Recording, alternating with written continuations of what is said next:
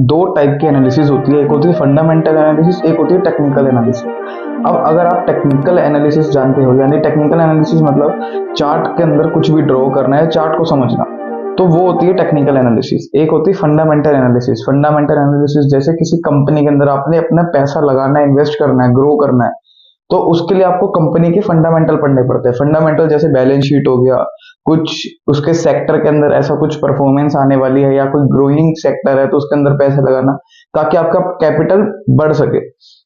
अगर आपको फंडामेंटल नहीं आता होगा तो आप किसी कंपनी में इन्वेस्ट नहीं कर पाओगे as a long term investor. मैंने लॉन्ग टर्म इन्वेस्टर क्यों कहा, क्योंकि शॉर्ट टर्म में तो आप लोग टेक्निकल देख के भी कर सकते हो।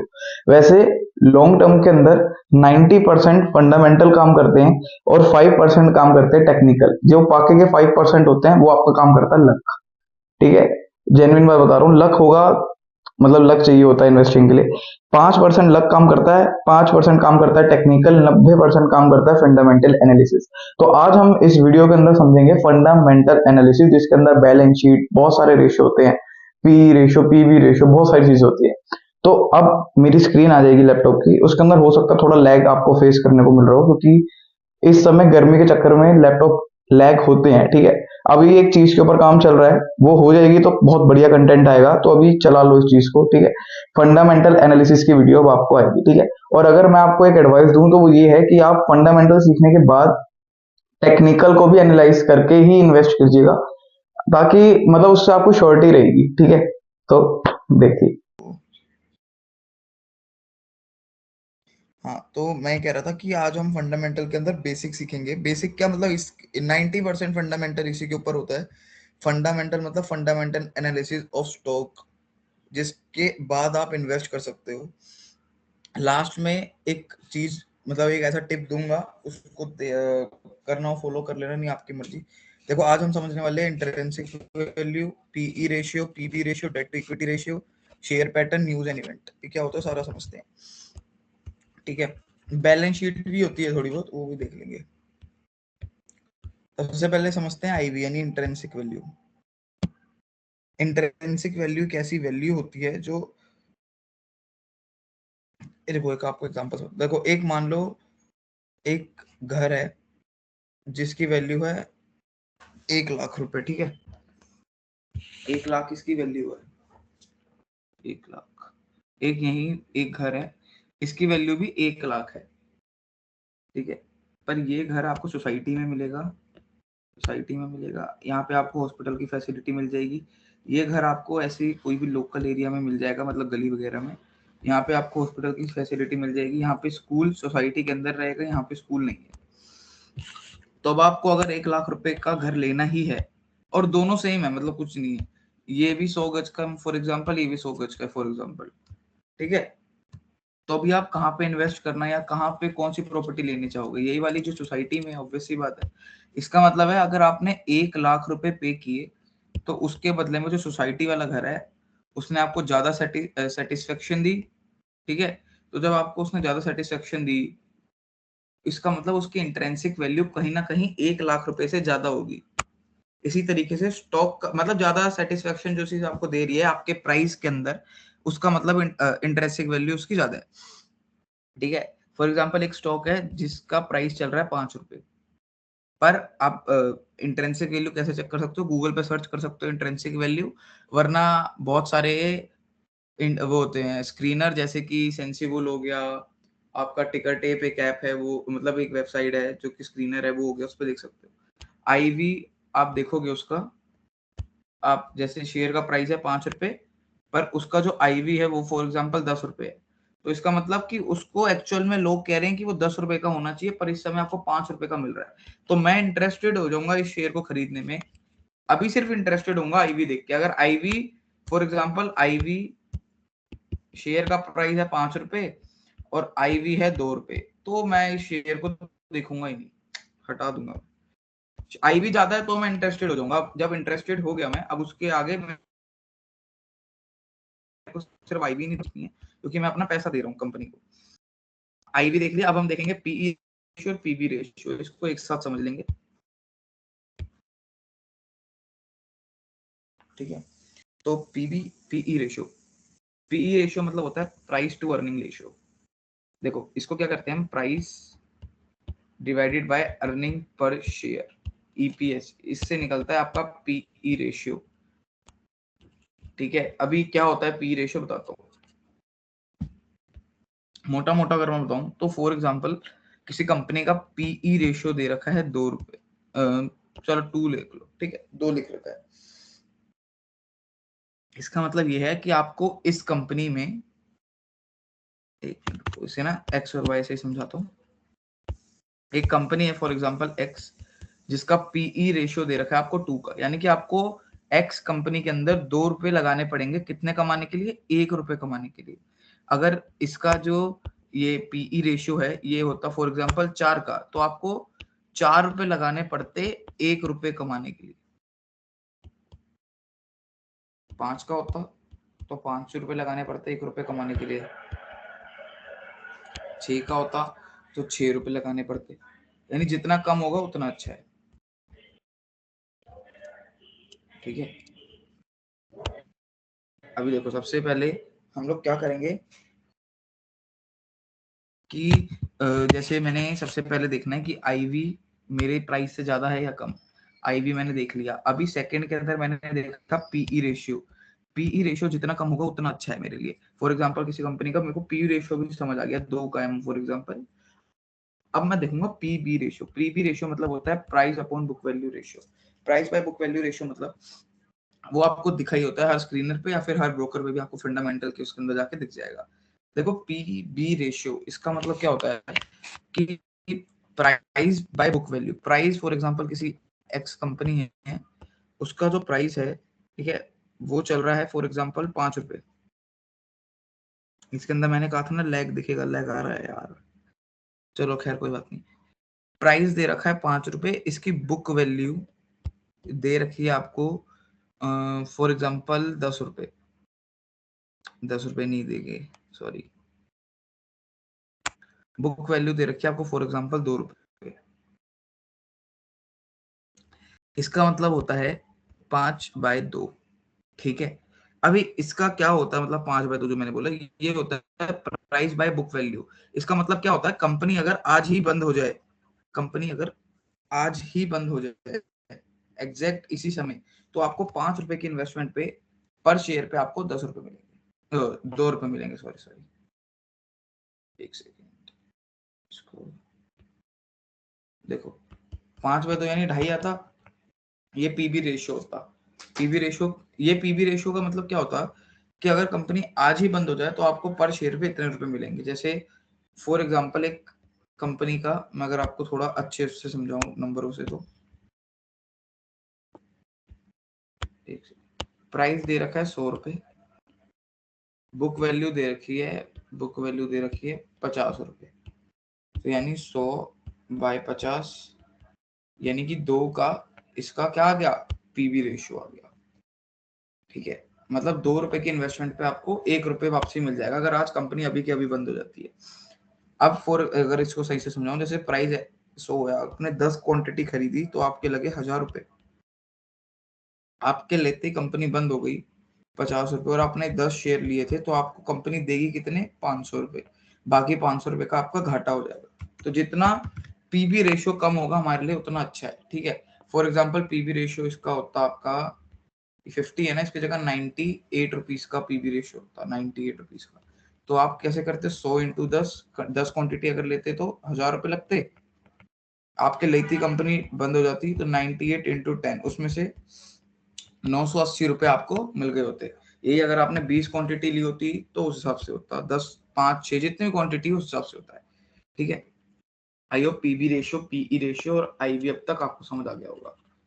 ठीक है, अभी इसके अलावा हमने एक चीज देखी थी, डेब्ट टू इक्विटी। डेब्ट टू इक्विटी रेशियो क्या होता है, एक डेब्ट टू इक्विटी रेशियो मतलब होता है कंपनी ने कितना पैसा बाहर से लोन पे ले रखा है इन्वेस्टर से के रेशियो के मुकाबले। फॉर एग्जांपल किसी डेट टू इक्विटी कंपनी है, उसका रेशियो आया 2 का, इसका मतलब है 1 रुपए की इक्विटी पर 2 रुपए का कर्ज है, कंपनी के ऊपर 2 रुपए का क्या है, लोन है। समझ गए, अभी देखो ये भी जितना कम होगा उतना अच्छा है, बिल्कुल सही बात है, लेकिन कई बार ना ये जितना बड़ा हो उतना भी अच्छा होता है। आप देखो जो जो बंदा कंपनी को लोन दे रहा है वो कुछ ना कुछ तो देख के दे रहा होगा, या कंपनी में इतना पोटेंशियल है कि वो लोन चुका सके तभी लोन ले रही है, इसलिए भी कई बार अच्छा होता है। बट ये सबके ऊपर डिपेंड करता है। मेरे हिसाब से तो जितना मतलब मॉडरेट रहना चाहिए, 2 से 10 तक हो तो सही रहता है, अच्छा रहता है। बट हाँ 10 तक लास्ट, 10 तक भी नहीं, लोग तो 2 तक ही निकल जाते हैं। मैं 10 तक रुका रह मतलब देखता हूँ मैं, 10 तक होता है तो सही रहता है थोड़ा। अब बाकी सबकी अलग अलग होती है, ठीक है। वैसे अगर देखा जाए जनरली ये जितना कम हो उतना ही अच्छा है। अभी ये हमने सीख लिया। अभी हमने देखो आईवी सीख लिया, पीई सीख लिया, पीबी सीख लिया, डेट टू इक्विटी सीख लिया, ठीक है जी। ये सारी चीजें हमने सीख ली, यानी कि हमने ऑलमोस्ट 60 to 70% एनालिसिस कर ली है। अब जो बाकी की देखो 100% एनालिसिस आपको नहीं आएगी, आपको 90% सिखा सकता हूँ मैं, 10% आपको खुद मेहनत करके अपने एक्सपीरियंस से आएगी। तो 90 में से 60% 70% हम सीख गए, 20% क्या रह रहा है वो बताता हूँ। अब आपका रह रहा है शेयर पैटर्न, एसपी लिख रहा हूँ शेयर पैटर्न, यानी कि प्रमोटर। आपको ना एक चीज दिखेगी, प्रमोटर ऐसे लिख रहा हूँ, प्रमोटर की होल्डिंग, और फिर एफआईआई की होल्डिंग, और अदर इंस्टीट्यूशन जो भी होता है डीआईआई, ये सारे। तो इसका मतलब क्या होता है, फॉर एग्जांपल एक कंपनी है एक्स, ये उसका कुछ ऐसे पैटर्न दिखेगा,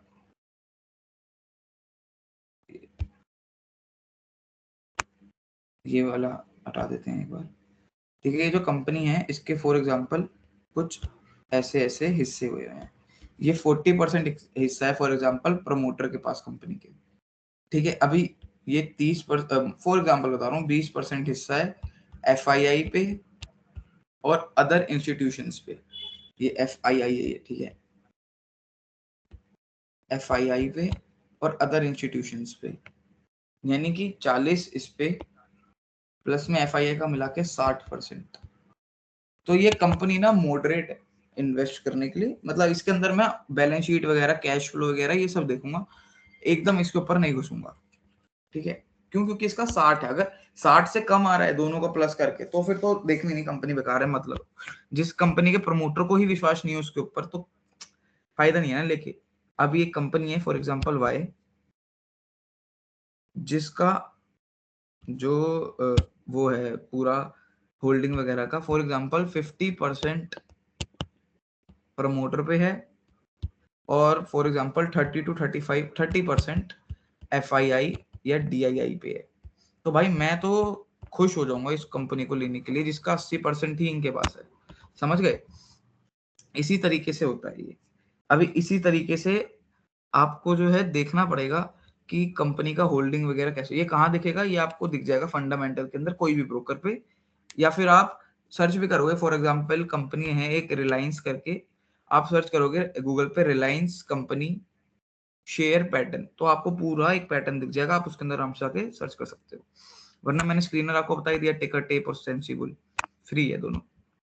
अभी देखो हम ये सारी चीजें सीख गए, अब हम न्यूज और इवेंट से जाने से पहले एक बार इसको थोड़ा सा रिकॉल कर लेते हैं। सबसे पहले मैं देखूंगा आईवी मेरी शेयर प्राइस से ज्यादा होनी चाहिए, पीई रेशियो मेरे जितना भी मैं देखूंगा वो कम होना चाहिए। अच्छा देखो पी रेशियो में ना कई बार क्या होगा, कंपनी को ना कई मार्केट पी रेशियो कई कंपनी को ज्यादा देती है, इसके केस में आपको सेक्टर का पीई देखना पड़ेगा कि वो ज्यादा है कम, ठीक है। अभी देखो आई भी देखूंगा, अगर मेरे प्राइस एक्स, अगर मेरा प्राइस 10 रुपए है, आई भी 15 रुपए है, तो मैं इंटरेस्टेड हूँ शेयर को लेने में। अगर मेरे प्राइस से कम है आई भी तो मैं लूंगा ही नहीं आई भी। फिर मैं देखूंगा पीई रेशियो, फिर पीबी रेशियो, फिर डेट टू इक्विटी, फिर शेयर पैटर्न, फिर न्यूज इवेंट, मतलब कि बेसिकली डिमांड और सप्लाई। कोई ऐसी चीज जो आपको लग रही हो आगे वाले फ्यूचर में बढ़ने वाली, जैसे एआई वगैरह है। आज से कुछ साल पहले इतना नहीं था, तो जो एआई के शेयर थे आज से कुछ साल पहले ऑब्वियसली आज के प्राइस जितने हैं उससे कम में दाम में मिल रहे होंगे, जिन्होंने उस समय खरीदा था अब उनके प्रॉफिट में होंगे वो। इस हिसाब से न्यूज एंड इवेंट काम करता है। अब एक चीज रहेगी बैलेंस शीट। बैलेंस शीट बहुत कॉम्प्लेक्स लगता है लोगों को, पर अगर मैं इसको आसान भाषा में सिखाऊं तो बैलेंस शीट में आपने सिर्फ 3 चीजें देखनी है, सिर्फ 3 चीजें। ठीक है, एक देखना है कैश फ्लो, एक देखना है, देखो एक सेकंड इसे ना ऊपर, तीन चीजें आपने देखनी है और उसके बाद आप 90% तक एनालिसिस कर जाओगे, उसके अलावा और कुछ मत देखो तो भी चलेगा। एक सबसे पहला आएगा आपका कैश फ्लो देखना है किसी कंपनी का, ये सारे आपको स्क्रीनर पे अवेलेबल रहेंगे। ठीक है, कैश फ्लो देखना है आपने, फिर आपने देखा है total liability assets upon total liability, और थर्ड आपने देखना है कि कंपनी का रिवेन्यू, सेल, प्रॉफिट, तीनों हमेशा बढ़ने चाहिए। कई कंपनी होंगी जिनका रिवेन्यू बढ़ रहा होगा पर उनका प्रॉफिट घट रहा होगा या बढ़ ही नहीं रहा होगा, तो ये कंपनी आपने नहीं देखनी है। ठीक है, तो यही चीज, तीन चीजें देखनी है आपने, cash flow, total asset upon total liability, revenue, sale और प्रॉफिट। क्या होता है समझाता हूँ, देखो टोटल, फॉर एग्जांपल एक कंपनी एक्स जिसके टोटल एसेट हैं 5,000 रुपए के, टोटल लाइबिलिटी है 4,000, ये आपने देखनी है, हर मंथ हर ईयर चेंज होती रहनी चाहिए, यानी लाइबिलिटी कम होती रहे, एसेट बढ़ते रहे, या एसेट उतने ही रहे तो लाइबिलिटी कम होती रहे, बस लाइबिलिटी ना बढ़े। ठीक है, अभी देखो जैसे ये 5,000 और अपोन में टोटल लाइबिलिटी 4,000 की है, तो आप इसको डिवाइड कर लो, 5,000 बाई 4,000, समझ गए, 5/4 आ जाएगा। तो इसका मतलब ये होगा 1 पॉइंट समथिंग समथिंग ये आएगा। अब इसका मतलब ये है कि अगर इसका रेशियो में निकालो तो 1.25 निकलेगा, 4/5 हो जाएगा, तो 1/1.25 मतलब कि अच्छा नहीं है उतना भी, कि कंपनी पे 1 रुपए के एसेट, कंपनी पे 1 रुपए की लाइबिलिटी पे अप्रोक्स 1.25% का सवा उसका एसेट है, पर इतना अच्छा नहीं होता। अब फॉर एग्जांपल ये लाइबिलिटी रहती सिर्फ 1,000 की, तो कितना निकला था 5, यानी कि कंपनी पे एसेट 5 गुना है लाइबिलिटी से, 5 गुना, समझ रहे हो। अब अगर फॉर एग्जांपल लाइबिलिटी हो जाए 10,000 रुपए की, तो ये गड़बड़ वाली बात होगी ना, कंपनी पे जितनी लाइबिलिटी है उससे आधे ही एसेट है, यानी कंपनी अगर बंद हो गई तो कंपनी पैसे दे ही नहीं सकती अपने लोनर, जो लोनर कह रहा हूं मतलब जितने भी बाहर के लोगों को देने हैं, जो भी कंपनी के क्रेडिटर है, जिन कंपनी के सर के ऊपर लाइबिलिटी, लाइबिलिटी मतलब एक ऐसी चीज जो आपको किसी को देनी होती है, किसी का लोन हो गया, कुछ हो गया, तो ये सारी चीजें होती है लाइबिलिटी। अच्छा, अब इसके अंदर क्या है कि फॉर एग्जांपल किसी कंपनी की लाइबिलिटी और एसेट दोनों सेम है, 1 का ही उसका रेशियो है, तो आपको उसके ना पीछे से सारी चीजें देखने आनी है कि क्या क्या पता भाई कंपनी आज 5,000 बाई 5,000 पे आ गई, मतलब 5,000 लाइबिलिटी 5,000 एसेट, क्या पता पिछले साल कंपनी जो है उसके लाइबिलिटी ज्यादा हो, उसके एसेट कम हो, क्या पता कि कंपनी की लाइबिलिटी कम हो, एसेट ज्यादा हो, मतलब कि टोटल एसेट फॉर एग्जांपल किसी कंपनी के पहले 1,000 रुपए थे, उसकी जो लाइबिलिटी थी वो थी फॉर एग्जांपल 2,000 रुपए की, ठीक है भाई, ज्यादा है, गलत है। अब अगले साल क्या हुआ, एसेट हो गए 1,000 रुपए के, लाइबिलिटी भी हो गई 1,000 रुपए की, अब आप कहोगे बेकार कंपनी है, भाई कंपनी अच्छी है, उसने अपने एसेट बढ़ा के लाइबिलिटी घटा दिया, एसेट नहीं भी बढ़ाया तो लाइबिलिटी घट गई, तो ये भी आपने चेक करना है। दो चीजें होगी, अभी शेयर मतलब रेवेन्यू, प्रॉफिट, और वो तो आपको जनरली पता ही होगा, रेवेन्यू मतलब जितनी भी इनकम आ रही है उसमें से जब आप रेवेन्यू में से जब आप अपने एक्सपेंस को माइनस कर दोगे, यानी खर्चे को माइनस कर दोगे, तो आपकी कमाई निकल जाएगी, यानी प्रॉफिट निकल जाएगा। तो आपका प्रॉफिट और रेवेन्यू अप्रोक्स सेम रेट से बढ़नी चाहिए, कंपनी की सेल भी बढ़नी चाहिए, गेन के ऊपर कभी भी नहीं देखना आपने, प्रॉफिट प्रॉफिट होता नहीं, वो गेन होता है, पर गेन नहीं देखना आपने, गेन देखो, रेवेन्यू आपका फॉर एग्जांपल किसी कंपनी का है 5 रुपए का, कट रहा है, रेवेन्यू 5 रुपए का, सेल हुई फॉर एग्जांपल, सेल तो 5 रुपए की हुई, आपका प्रॉफिट आया फॉर एग्जांपल 3 रुपए का, ठीक है, यानी एक्सपेंस आपका 2 रुपए का था, तो 3 रुपए का प्रॉफिट, चलो ठीक है, बढ़ गया ये। अभी मैं इसके अंदर कंपेयर नहीं कर सकता इसको, क्योंकि कुछ है नहीं। अब मैंने यहाँ पे एक देखा अगले साल का रिवेन्यू 10 रुपए का, सेल हुई 10 रुपए की, प्रॉफिट निकल के आया 8 रुपए, यानी ये भी बढ़ा, ये भी बढ़ा, तो ये बिल्कुल सही है। फॉर एग्जाम्पल कंपनी का रेवेन्यू बढ़ जाता 10 रुपए, पर इसका जो प्रॉफिट है वो 3 रुपए था, ये हो जाता मान लो आपका 2 रुपए, घट जाता है या 3 रुपए रहता है, बहुत बेयर मिनिमम अमाउंट से बढ़ता, 4 रुपए हो जाता, 3.5 हो जाता, तो वो कंपनी, या तो उस कंपनी का शेयर प्राइस बढ़ रहा हो या तो उसने कोई एसेट बढ़ाया हो, तब एक बार को मैं समझू कि हाँ प्रॉफिट कंपनी डिस्ट्रीब्यूट नहीं कर पा रही इसलिए। लेकिन अगर वो ऐसा कुछ भी नहीं कर रहा तो भाई वो कंपनी में कुछ दिक्कत है, उस कंपनी को मत करो इन्वेस्ट। आई होप आपको वीडियो थोड़ी सी अच्छी लगी होगी, अच्छी लगी हो तो चैनल को सब्सक्राइब कर लेना। मिलते हैं नेक्स्ट वीडियो में, तब तक के लिए thank you so much for watching, bye bye.